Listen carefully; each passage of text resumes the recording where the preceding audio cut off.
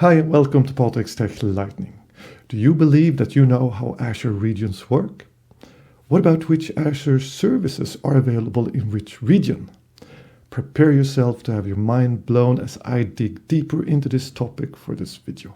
Here we go. So, let us now examine regions within Azure and how Microsoft decides which services to activate where. They have a very cool and interactive globe available on their website. Now, this globe here is covered with markers, as you can see. The white diamond squares, they're just their indicators which geography we're looking at.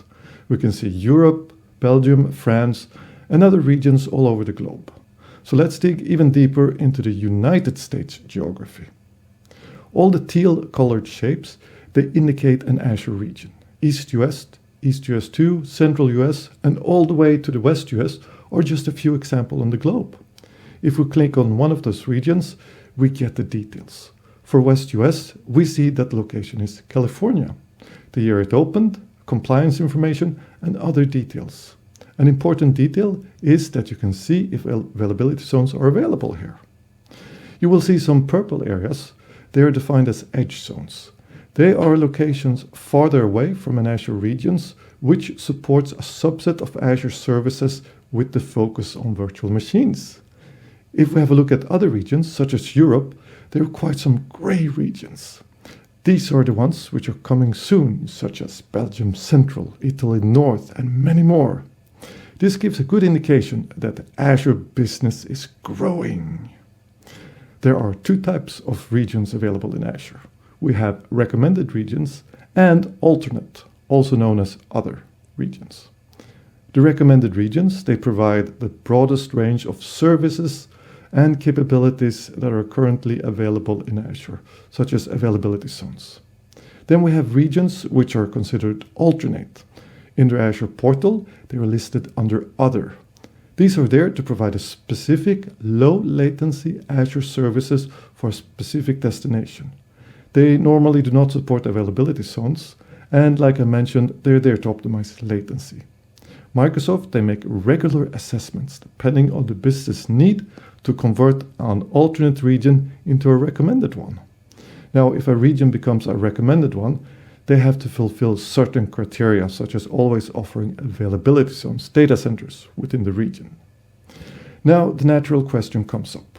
Which services are available in the recommended compared to the alternate region? Well, as you may have guessed, Microsoft, they have the answer to this as well. Now, they group their services into three categories. So we have foundational, mainstream, and strategic.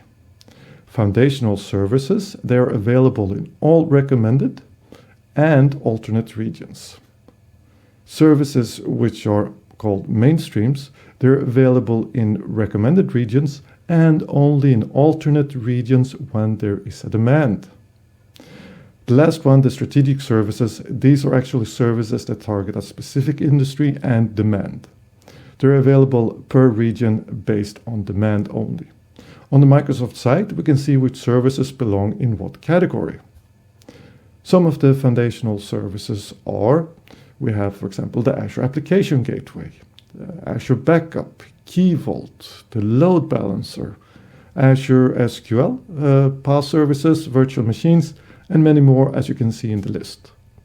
Now, looking at the mainstream services, we find Azure API Management, Azure Bastion, Azure Firewall, and many, many others. The strategic services listed are some of the following: Azure Cognitive Services, Azure Databricks, Azure Machine Learning, and the list continues as you can see. The key takeaway is to remember that both foundational and mainstream services, they are available in the recommended regions. So always double check if the strategic services are available in your region. The last part I want to talk about regarding regions are regional pairs.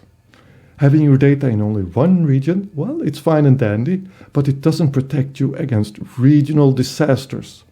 This is why cross-region replication is one of the most important pillars in Azure's business continuity. Many regions have a regional pair.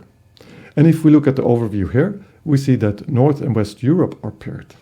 So it's always important to visit and review this list so that you know which your specific region is paired with. Paired region, it means that certain services automatically replicate data between each other.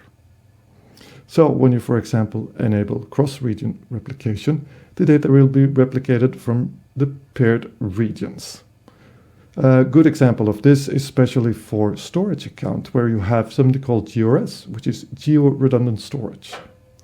Essentially, the paired region, it makes the life easier to replicate your data, as it's just a click of a button and it's immediately available in the paired region.